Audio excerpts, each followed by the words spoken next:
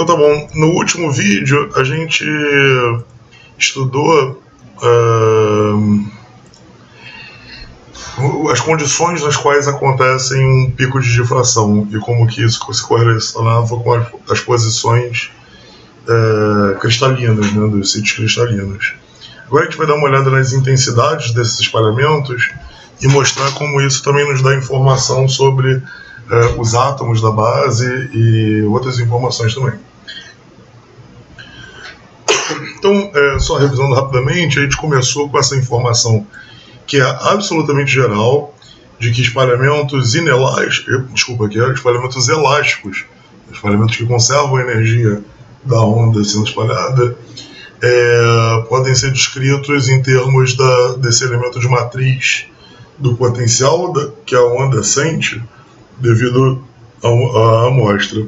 E no caso específico de amostra cristalina, a gente mostrou que a gente conseguia separar esse elemento de matriz em uma integral dentro de uma célula unitária e um somatório que te dava a condição de máximo de interferência.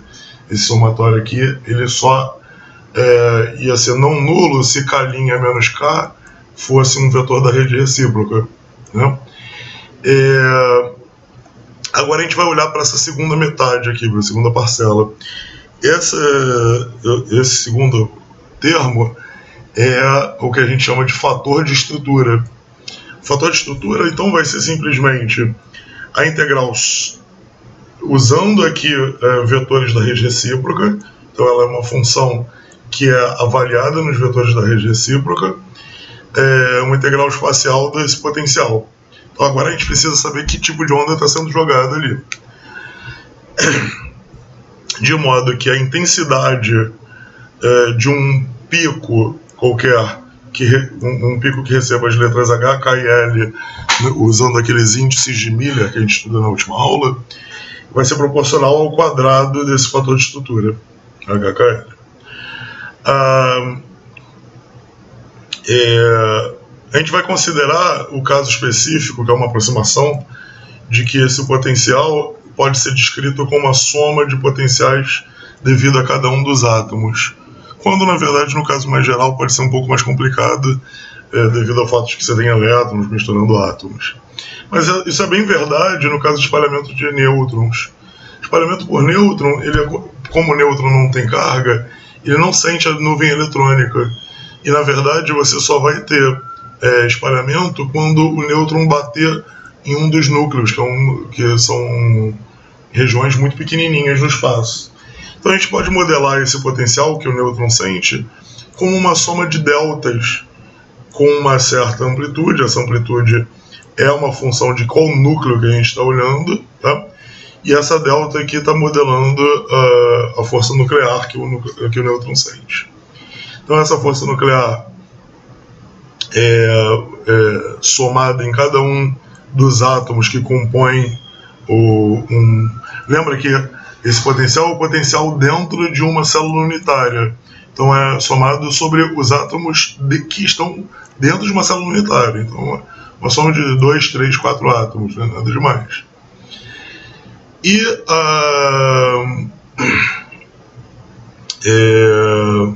é comum se dizer que essa amplitude aqui, esse FJ, é uma função dos próprios parâmetros de espalhamento, né, de um núcleo com um nêutron, de modo que o fator de estrutura se escreve dessa forma simples, como uma soma de ondas planas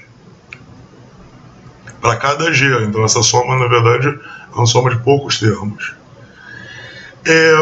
O espalhamento por um raio-x já complica um pouco mais, porque o raio-x, por ser uma onda eletromagnética, interage com a nuvem eletrônica. Então o que a gente diz é que, primeiro, que esse espalhamento é tão intenso quanto maior o Z do átomo. Então ele carrega uma informação sobre qual tipo de átomo que está espalhando. E possui aqui mais uma função complementar aqui, que pode ser uma função complicada no caso geral. mas isso vai te dar uma série, um conjunto de funções que a princípio pode ser estimada, obtida, calculada. E essas funções aqui, só chamar a atenção que agora a integral é em todo espaço, não é numa célula unitária só. É a integral de cada potencial desse atômico. A gente pode fazer, por exemplo, um modelo simplificado de esfera rígida. Eu assumi que o raio-x sente um certo potencial finito sempre que estiver no interior que ele esbarrar numa esfera cujo raio é R0.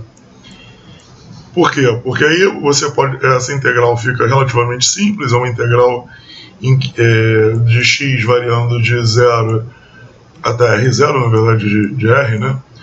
E essa integral dá para calcular. Tem esse formato aqui da seno de x menos x cosseno x dividido por x ao cubo, onde x é esse parâmetro lá dimensional aqui. Então deixa de ser uma série de deltas, que nem a gente tinha antes, passa a ser uma função que também tem ela oscila assim e tem uma divergência aqui para x igual a 0, ou seja, na posição central, mas agora se espalha um pouquinho, tem um decaimento, não é uma delta perfeita. Eu retirei isso daqui do nosso livro só para a gente fazer uma leitura juntos, comparando espalhamentos por nêutron e espalhamentos por raio-x. Para espalhamento por raio-x, você tem algumas coisas interessantes. Primeiro que o espalhamento por raio-x depende de ZJ, então ele é mais forte para átomos mais pesados e é muito difícil de ver átomos como por exemplo, hidrogênio num sólido. Além disso, o raio-x obviamente é interessante porque é muito fácil de se encontrar fontes de raio-x. Existem cristais na natureza, existem materiais, né, minérios na natureza que já emitem eles espontaneamente. Além disso, é fácil de gerar raio-x em aceleradores. E é muito difícil de distinguir átomos muito próximos, porque como tem essas oscilações aqui e uma certa largura, você começa a ter pouca resolução com raio-x.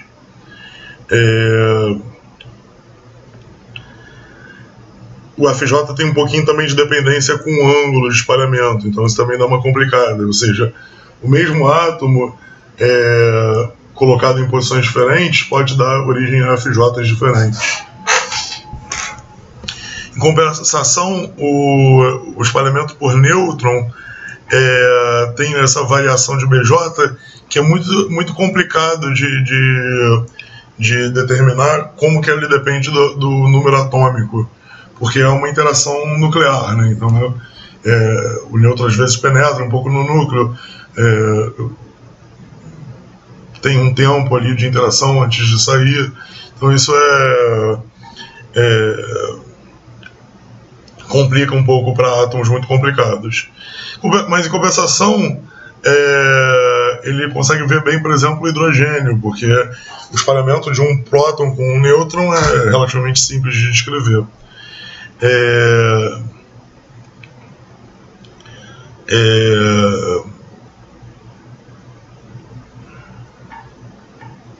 E, mais uma vez, se o ZJ é parecido, raio-x vai ter certa dificuldade de distinguir os dois, enquanto nêutrons distinguem muito bem, porque não é linear no número atômico, ele varia erraticamente, como foi dito.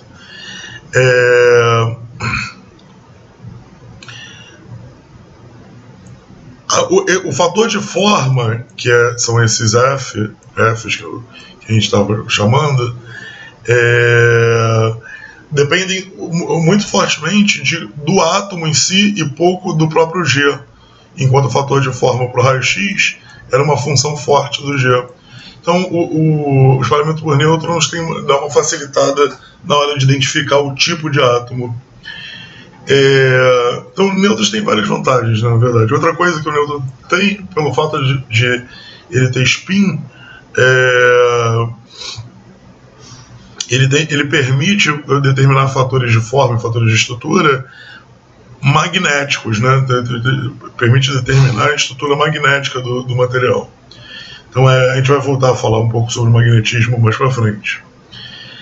Um outro tipo de espalhamento que está encontrando bastante aplicação moderna é o espalhamento por elétron, que é muito mais difícil, né? Porque o elétron interage muito fortemente com a nuvem, né, eletrônica, mas que te dá acesso a outros tipos de informação interessantes sobre a função de onda eletrônica e tudo mais. Então está sendo muito explorado hoje em dia. A gente não vai falar sobre isso no curso. Vamos comentar rapidamente alguns exemplos de como que aparecem esses fatores de estrutura. Por exemplo, se você pegar o cloreto de césio, e o cloreto de césio tem essa cara aqui. Repara que o cloreto de césio, apesar de ter um átomo no meio aqui, ele é um cristal cúbico, né? Ele tem átomos que se repetem, átomos idênticos, nas posições... Aqui são os átomos de césio, são esses átomos cinzas, que se repetem nos vértices de um cubo. O átomo que está aqui no meio, na verdade, é de outro tipo, é cloro. De maneira que isso é um cristal cúbico cuja base é dada por um átomo de césio na posição 000 e um átomo de cloro na posição meio. E aí, o que você vai ter, por exemplo, se você fizer um espalhamento por nêutrons, é essa condição de que, lembra que por nêutrons vai ser mais fácil, né? Então esses Fs são basicamente independentes de G, e você vai ter um F do césio na posição da origem, no zero, e o F do cloro, né, o fator de forma do cloro, nessas posições 2πi, HKL, que é o vetor G, vezes a posição desse átomo de cloro aqui, que é o meio. Então isso vai te dar origem para um H, K e L qualquer, a fatores que podem ser o próprio fator do césio, ou o fator do césio menos o fator do cloro, se for, por exemplo, 1, ou 100, aí vai dar o FCS menos o fator do cloro. Então isso vai te dar origem a alguns pontos. Aqui está o ponto central lá, que é átomos de raios, o nêutron que passou e não interagiu com ninguém. Vai ter alguns pontos menos brilhantes e alguns pontos super brilhantes. Esses pontos menos brilhantes são os que tem CS, menos FCl, e aqui esses pontos muito brilhantes FCS mais FCl. Tá? E aí não é muito difícil imaginar o que vai acontecer no caso do césio BCC. O césio BCC vai significar eu tirar esse átomo de cloro e botar mais um átomo de césio aqui. Ora, então vai ficar... Isso pode ser pensado como uma rede BCC ou com a célula unitária convencional, que é a célula cúbica, né? Ser uma rede cúbica, mas com dois átomos de césio, um na origem e um na posição meio. Olha que interessante. Pensado dessa forma, a gente pode usar a mesma conta que a gente fez aqui em cima, substituindo agora o fator de forma do césio, do cloro, pelo fator de forma do césio. Mas isso vai me dar uma condição que os pontos que antes eram pontos menos brilhosos, porque tinha um fator de forma do césio menos do cloro, agora são pontos que não aparecem, porque vai ser fator de césio menos fator de césio, que é zero. Isso são chamados de ausências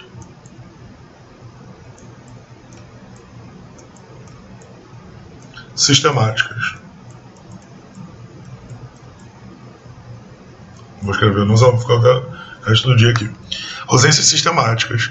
Isso é uma espécie de regra de seleção, né? Então